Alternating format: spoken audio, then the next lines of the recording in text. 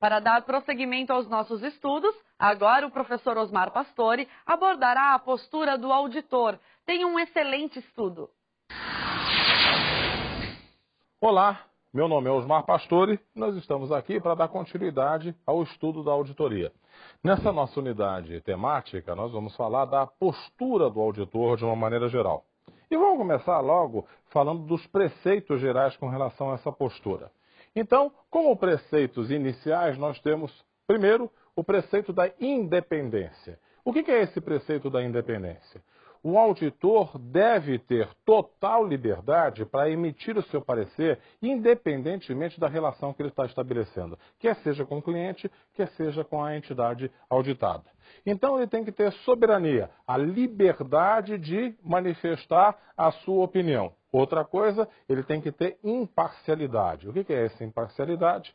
Na prática, a imparcialidade diz o seguinte: aquele parecer que ele está emitindo para aquela entidade, ele tem que ser um parecer que se aplicaria a todas as outras entidades daquele mesmo tipo e nas mesmas circunstâncias. Então ele não pode julgar a mesma coisa dentro do mesmo cenário de forma diferente para uma razão social e para outra.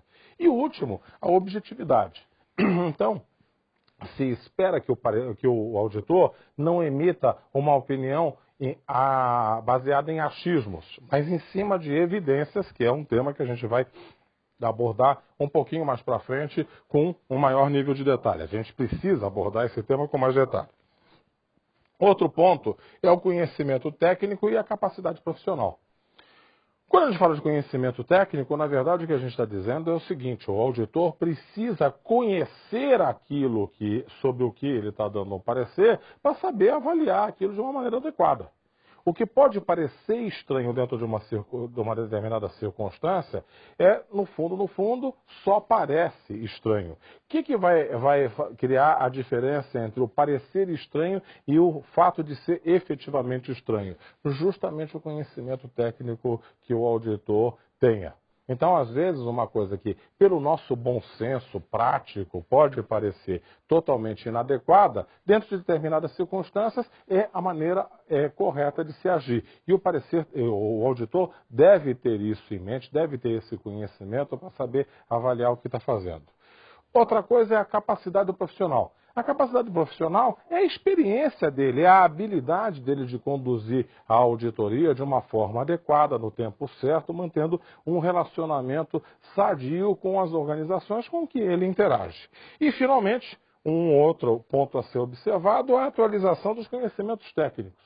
Na unidade temática anterior, a gente falou das mudanças das normas de auditoria que ocorreram em 2010. Então, o auditor que não se atualiza, ele estaria eventualmente emitindo um parecer segundo critérios que já estão ultrapassados. Consequentemente, o trabalho dele fica perdido ou muito comprometido. Para dar continuidade à questão dos preceitos, a gente fala também da cautela e zelo profissional. Vamos ver o que é isso. A cautela profissional é basicamente a prudência em relação à extensão e à metodologia do trabalho que ele vai fazer. O que é essa prudência em relação à extensão? A preocupação que o auditor deve ter de estender o trabalho que ele está executando dentro da entidade até um nível em que ele se sinta confortável para emitir um parecer.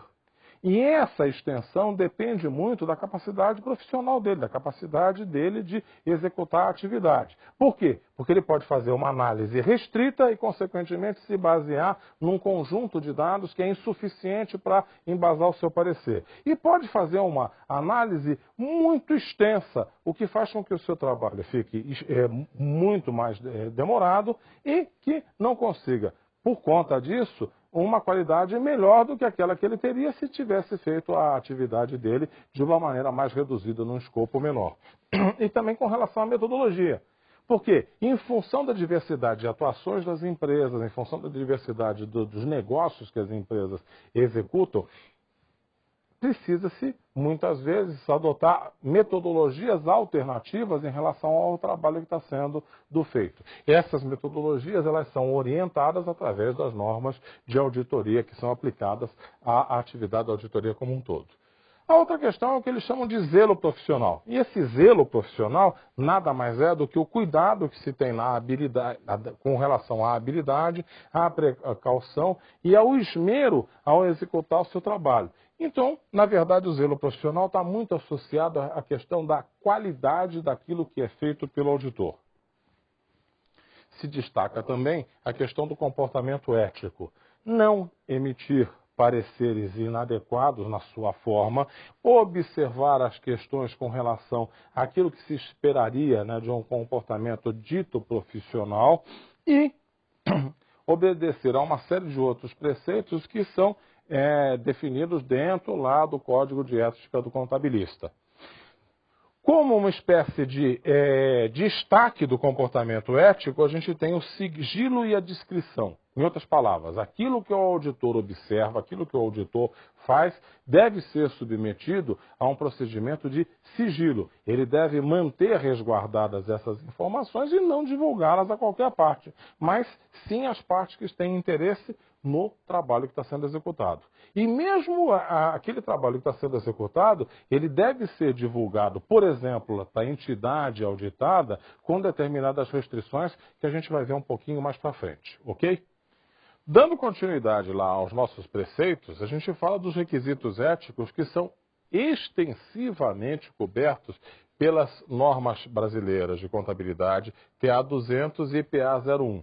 Lá, os itens que a gente mencionou anteriormente são melhor detalhados com relação à integridade, à postura do auditor, com relação à sua objetividade. O parecer deve ser fortemente embasado ou totalmente embasado por fatos, observações que têm que ser documentadas. A competência e o zelo profissional, que a gente comentou anteriormente. A questão da confidencialidade, o que o auditor pode ou deve comunicar e para quem ele vai comunicar. Esses itens a gente vai observar, ou a gente vai discorrer sobre eles um pouquinho mais adiante nas outras unidades temáticas. E o comportamento é uma conduta profissional. E, na verdade, engloba todos aqueles aspectos lá com relação à ética, à postura de uma maneira geral que a gente preconiza. Então a gente está vendo o seguinte, para reforçar aquilo que a gente tinha comentado nas outras unidades temáticas, o comportamento do auditor ele é fortemente regulado por uma série de normas, legislações, orientações. Para quê? Para que aquele seu parecer sofra ou eventualmente até não consiga sofrer nenhum tipo de questionamento na hora que ele é emitido. Se o parecer for emitido de uma maneira inadequada, não observando essas normas, o que pode acontecer é simplesmente se questionar a atividade do auditor. E esse questionamento pode levar a uma série de inconvenientes. O refazimento do trabalho, por exemplo. E, nesse caso, o auditor tem uma obrigação ética, profissional de refazer esse trabalho, o que implica para ele em custos financeiros.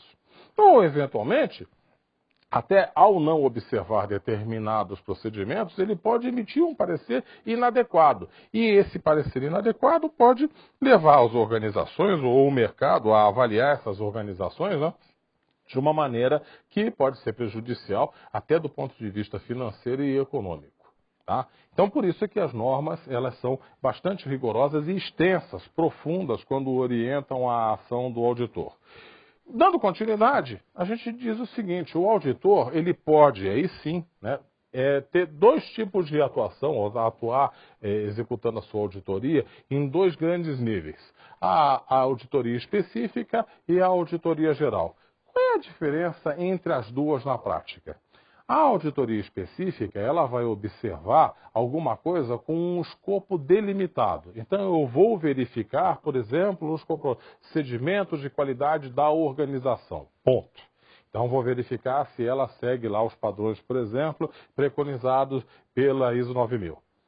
Eu vou fazer uma análise das demonstrações contábeis ou do relatório geral da administração com relação a algum aspecto de gestão da organização. É alguma coisa limitada e específica. Mas eu posso ter uma auditoria geral. O que é essa auditoria geral? A auditoria geral, ela busca basicamente se dar um parecer sobre a entidade como um todo.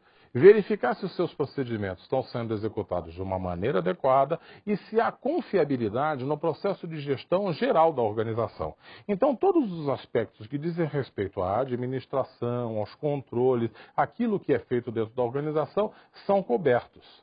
Essa auditoria geral, ela pode até ser parcial, quer dizer, ao invés de ser ampla, geral e restrita dentro da organização, ou de ser específica, observando um ponto qualquer, ela pode ter o seu escopo um pouco mais reduzido, né? E isso faz com que também o parecer que o auditor vai emitir em relação à organização seja um parecer também limitado dentro daquilo que pode ser afirmado pelo auditor. De qualquer forma, entre a auditoria específica e a auditoria geral dá uma maior confiabilidade sobre as operações da organização como um todo. Por quê? Porque ela observa diversos aspectos e emite parecer sobre os diversos aspectos que estão sendo observados pelo auditor lá no seu trabalho. Então, dando continuidade, a gente ressalta um ponto importante que é a possibilidade de perda de independência do auditor externo. Então, quando é que isso aí acontece? Quando pessoas próximas ou familiares exerçam funções dentro lá daquele ambiente onde o auditor está trabalhando, que elas influenciem de forma significativa as políticas operacionais, financeiras ou contábeis da entidade auditada. Então ele tem lá um parente que, por exemplo, trabalha dentro da organização, ou ele tem um parente que o contratou para averiguar uma determinada organização. Essa relação pode estabelecer o quê? Algum tipo de influência que não é adequada para dar total liberdade para o auditor. Ou então, pessoas também com grau de parentesco que influenciam as demonstrações contábeis da entidade auditada. Então, essas são pessoas que poderiam, o quê? Forçar numa direção ou noutra os resultados que estão sendo apresentados dentro das demonstrações contábeis. Por fim, que sejam consideradas sensíveis sob o ponto de vista da auditoria. Em outras palavras, uma pessoa que tem uma responsabilidade sobre um controle, que tem uma relação direta com o auditor e que, em função dessa relação direta, não daria liberdade total ao auditor para manifestar uma opinião independente a respeito do que está acontecendo. Com relação a isso, as normas são claras quando falam do nível de parentesco que precisa ser estabelecido. E se você for procurar lá na norma, ela diz o seguinte: eu posso ter parentescos em linha direta, quer dizer, o parentesco consanguíneo. Se tiver parecer consanguíneo, não se define qual é o grau limite de parentesco que influencia a independência do auditor. Em outras palavras, é parente consanguíneo, qualquer nível de parentesco compromete a independência do auditor. Se for um parentesco por associação, por exemplo, um parente de um cônjuge, né, ou parente de uma pessoa que tem relação dentro da família com o auditor, mas não é consanguíneo, aí existem alguns critérios de corte com relação ao nível de parentesco que possa ser estabelecido. Mas na linha direta de consanguinidade do auditor, nenhum tipo de parentesco é admissível na hora que a gente está falando dos critérios de independência desse. E já que a gente está tocando nesse assunto, né, para dar um exemplo de aplicação daquilo que a gente está discutindo, vamos lá para a nossa pergunta de concurso,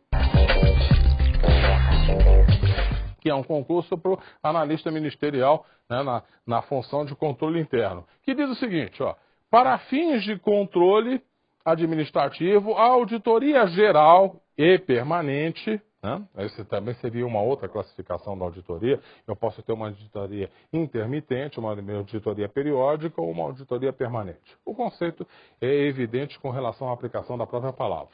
Essa auditoria ela é preferível a parcial e específica. Por quê? A auditoria destinada a acautelar os interesses de acionistas e investidores, em geral, normalmente já abrange o controle administrativo como um todo. E o caráter geral e permanente é mais eficaz na prevenção de erros e dissuasão de fraudes. Essa pergunta, na verdade, ela implica numa avaliação de certo e errado. E aí, a gente observando a estrutura, bate com aquilo que a gente tinha comentado. Quando eu faço uma observação mais geral sobre a organização, eu tenho como dar um parecer mais conclusivo sobre a organização como um todo do que aquela observação que é específica. Exemplo, eu posso fazer uma auditoria lá no sistema de compras da organização e descobrir que naquele sistema, dentro daquilo que está sendo observado, não existe nenhum tipo de fraude ou de erro que esteja ocorrendo. Mas pode ser que o financeiro da organização tenha problemas. E quando eu estou observando a compras, eu estou dando um parecer que é muito limitado e que não abrange a instituição ou a entidade de uma maneira geral. Para auditores e acionistas, o interessante é que ele tenha um parecer genérico. E o que está sendo dito nessa afirmativa é totalmente correto, tanto que a resposta para essa questão é correta. A gente vai ficando por aqui, encerrando mais essa unidade temática, desejando a vocês sempre um bom resultado nas provas, recomendando a retomada lá dos tópicos que são abordados no nosso material de apoio e esperando encontrá-los aqui numa próxima oportunidade para dar continuidade aos nossos estudos. Boa sorte, sucesso sempre! Ainda vamos prosseguir com os estudos dentro da auditoria. Por isso, revise esta aula para não passar nenhuma dúvida e continue acompanhando as demais unidades para aprofundar o estudo. Até lá!